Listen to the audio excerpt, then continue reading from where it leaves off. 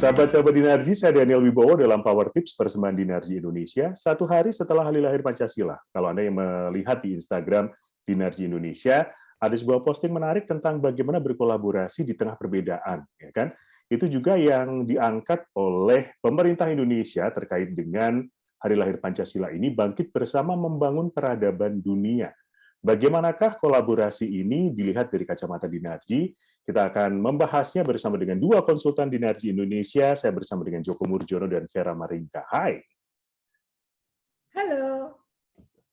Komplit kita. Hai. Pak DJ, Bu Vera, kali ini kita membahas tentang kolaborasi.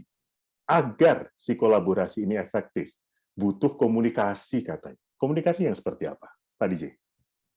Well, komunikasi kan banyak jenisnya gitu. Dan kalau langsung menjawab jawaban apa untuk pertanyaannya Daniel ini, jawabannya adalah komunikasi yang asertif.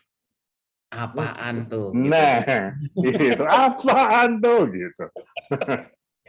Ya, asertif komunikasi itu istilahnya kita tidak agresif dan kita tidak submisif, tapi kita kayak ngomong yang jelas, bicara yang jelas gitu kan. Kita lebih kepada membuat orang lain mengerti. Karena kalau topiknya kita bicara dengan orang yang beraneka ragam, diversity gitu ya. Dan kita harus menyesuaikan dan kita harus bisa adjust diri kita juga gitu. Dan disinilah kita menggunakan assertive communication. Kita berusaha melihat orang lain ini cara bicaranya kita seperti apa nanti ke mereka. Oke, Bu Vera? Iya, jadi kalau asertif itu kan lebih membujuk ya, lebih membujuk, mengajak. Jadi bukan maksa, tapi ngajak. Ya, dan membuat orang tuh buy in dengan idenya atau message yang yang disampaikan. Ya, dan juga di sini ada respect. Jadi kita respect orang yang mendengarkan. Ya. Nah, kalau kita mau membujuk atau mau mengajak, itu kan yang pasti kita harus disukai dulu. Oh iya. Ya kan, likability-nya nih harus ada gitu. Ya, bahkan mungkin harus tinggi. Kalau orang aja udah nggak suka, lihatnya gimana mereka mau terbujuk, gimana mau kita mengajak, ya kan suka aja enggak gitu. Jadi kalau kita mau melakukan komunikasi yang asertif, itu kita harus likable. Ya, jadi gimana supaya likable? Ya, berarti kan kita harus jujur, tulus, ya, harus terbuka, harus open mind, harus transparan. Dan jujur itu juga, misalnya saya punya pendapat yang berbeda dengan Bu Vera. Saya sampaikan dengan jelas, gitu kan, direct, tetap tanpa melitat-melitut kiri kanan, gitu. Tapi saya tetap respect bahwa Vera bisa punya pendapat yang lain. Jadi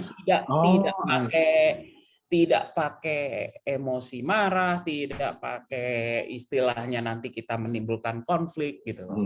Tidak mengkritik. Asertif, ya, tidak mengkritik, benar sekali. Berarti asertif ini tidak harus sama dong akhirnya kalau tetap ada perbedaan pendapat di situ. Yes. Intinya kan merespek keanekaragaman supaya kita bisa mencari apa nih, mau kemana nih, kita ngertinya sama. Oke. Hanya di post kita hari ini Pancasila itu hari lahirnya Pancasila, kita bangun jembatan across diversity. Ya. Kita bangun kesatuannya itu bagaimana? Oke. Pertanyaan berikutnya adalah kenapa si asertif ini penting dalam sebuah kolaborasi? Good question, Daniel. Dua orang kolaborasi atau beberapa orang kolaborasi, gitu kan? Let's say kita bertiga kolaborasi, tapi kamu punya agenda sendiri. Bisa nggak kita kolaborasi? Nggak ketemu biasanya ya. Biasanya nggak ketemu. Nah, ini kan tadi salah satu assertive communication adalah kita harus jelas jujur. Ini loh yang menurut kita. Itu menurut kita harus dilakukan. Karena ini sesuatu yang menjadi key ingredients gitu. Bukan cuman kita ngomong apa yang kalau tadi kata Vera kan kita harus disukai. Berarti kita pilih kata-kata yang hanya disukai oleh Daniel gitu. Itu yang kita ngomong. Tapi sebenarnya kita nggak jujur. Okay. Ini dalam kolaborasi there is a level yang saya bilang itu harus ada trust, ada kepercayaan di sini. Vera? Ya, jadi kalau kita mau kolaborasi itu kan tidak memaksa. Ya, bukan apa ya, bukan partnership atau bukan ada agreement. Kolaborasi biasanya nggak begitu. Kolaborasi itu ada willingness, ya kan, sukarela. Dia ikut berkolaborasi dengan sukarela. Maka kalau dia sukarela, ya itu penting sekali common understanding. Ya, opini berbeda, boleh aja berbeda. Tapi sekarang kesepakatannya bagaimana? Move forward-nya dari kan? kesepakatan. Tindakan apa yang mau kita ambil? Kita sepakatnya apa gitu, ya. Nah, jadi common understanding ini penting sekali supaya nggak ada misunderstanding. Kalau ada misunderstanding, susah sekali kita berkolaborasi. Ya, semua orang di dalam sebuah kolaborasi ini, semua kolaborator ini perlu punya common understanding dan juga punya apa ya? Bukan tujuan tapi purpose yang sama. Yep. Nah, purpose-nya sama gitu. Sehingga meskipun mereka berbeda-beda, latar belakangnya mungkin berbeda-beda, keahliannya berbeda-beda, sudut pandangnya juga bisa berbeda-beda, tapi perbedaan ini itu menjadi values, bukan menjadi faktor yang bikin berantem, tapi justru bisa memperkaya. Oke. Itu yang dibutuhkan. Agar mencapai itu dibutuhkan komunikasi asertif tadi, yang jelas, jujur, transparan itu. Oke. Satu kata yang menarik, transparan. Ini hal yang kadang-kadang dalam dunia kerja misalnya tetap ada batasan nih, walaupun transparan itu ada blur gitu. Setransparan apa sih yang dibutuhkan untuk bisa berkolaborasi? Well, transparan dalam arti kita jujur menyatakan ini yang kita anggap penting, ini yang kita mau. Itu transparannya di situ. Tidak, tadi yang saya bilang tidak ada hidden agenda di situ. Ada apa sesuatu yang kita sembunyikan gitu kan untuk let's say mempengaruhi orang lain karena kita tahu sesuatu hal yang lain gitu kan. Nah, ini dalam kolaborasi, kalau tadi Vera bilang dalam kolaborasi bahaya. Itu bahaya. Kalau tidak dilakukan di situ. Nggak tahu kalau menurut Bu Vera. Ya, bahkan menurut saya transparansi itu bisa begini kok. Oke, yang bisa saya disclose adalah ini.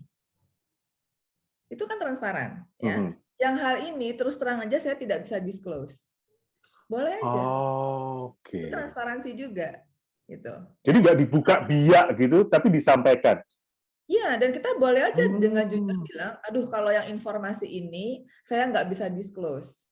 Ini ini informasi yang confidential untuk perusahaan saya, misalnya gitu, ya. Atau ini something yang saya belum bisa disclose. Saya harus minta izin dulu. Ya, saya harus minta izin dulu, misalnya, gitu, ya. Yang ini saya bisa disclose. Itu kan juga termasuk jujur. Betul. Ya, jadi itu juga boleh dilakukan seperti itu. Itu juga termasuk transparansi. Yes. Oke.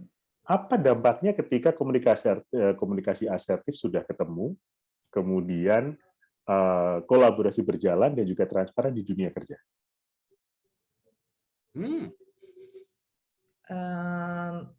Terjadi sebuah unity ya. Jadi diversity tidak menjadi berantem, gitu kan ya. Tapi justru menjadi sebuah unity. Unity ini bukan berarti harus jadi sama. Ya, bukan orang yang berbeda-beda ini harus jadi sama, maka bisa jadi bersatu. Enggak harus. Dengan perbedaan-perbedaan yang ada, ini adalah sebuah value perbedaan ini yang bisa dipakai untuk mencapai purpose yang sama. Dan saling ngisi. Oh, yang ini jago di sini, yang ini jagonya di situ. Ini saling ngisi. Gitu. Saling respect juga. Saling respect, saling ngisi, saling oh ya udah aku nggak jago nih di sini, kamu deh kalau gitu yang jago gitu ya. Nah perbedaan itu justru membuat kaya. Ya jadi unity yang terjadi adalah unity yang saling mengisi. Oke. Pak Joko menambahkan? Ya itu in essence kita bersatu bukan karena istilahnya tadi semuanya disamakan baru itu artinya bersatu. Bukan. Bersatu itu artinya kita harus punya kalau dalam bahasanya kita itu arah yang sama, path yang sama, tujuan yang sama, purpose tadi kalau Vera bilang yang sama. Itu kita bisa bersatu untuk purpose itu. So relevan kepada apa yang mau dicapai sekelompok orang. Dan kalau sudah transparan, makanya bisa menjadi eco-friendly kan? Berhenti di situ dulu eco-friendly-nya.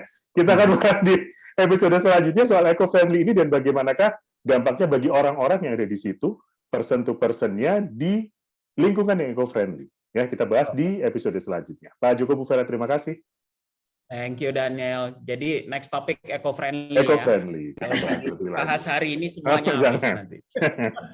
Baiklah, informasi lebih lanjut tentang hal ini, komunikasi asertif bisa Anda dapatkan di Dinarji Indonesia. Silahkan cek di media sosial kami, tertulis di bawah, dan kita akan ketemu di episode selanjutnya. Saya Daniel Wibowo. Sampai jumpa. Sampai jumpa.